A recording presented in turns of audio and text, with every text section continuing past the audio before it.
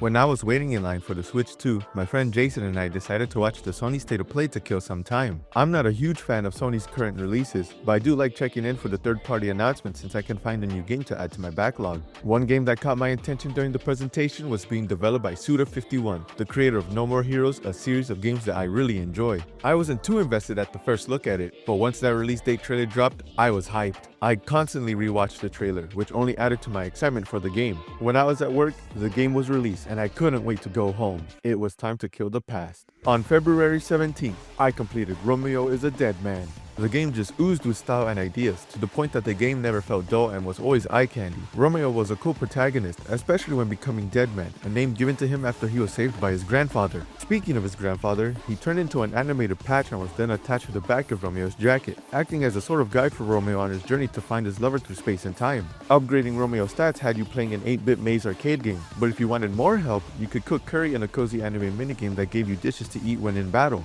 The save screen referenced the 1979 eroge, cutscenes were comic books, and chapter title cards were album covers. This game never felt like the same one you were playing 5 seconds ago. Sadly, the only parts I thought the art felt flat were in the level designs and enemies. I was never a fan of realism, so some of the locations were visually boring compared to others. Enemies had a zombie-like eldritch look to them, so it wasn't anything that blew me away either. It was still exhilarating to cut them in half though, as combat was frantic and fast, slicing through hordes of enemies and leaving yourself painted red after the bloodbath. And how you wanted to handle them was your choice, as you had 8 weapons to choose from, ranging from a heavy sword and shotgun to gauntlets and a rocket launcher. However, the appeal of killing zombies wore off fast, as I reached a point in the game where my attacks took care of enemies quickly, and if I was ever low on health, I could use one of my 10 HP packs to completely restore one of my 2 health bars. This made me just want to run through most fights so I could get to the finale, which was also somewhat disappointing and confusing. Though to be fair, Suda51's works are always bizarre enough to leave a few people guessing on what they just witnessed, and I think that's the beauty in a game like this. It's a game directed by Suda51 for Suda51 fans, but that doesn't mean outsiders won't find something to enjoy in his take on the tragic tale.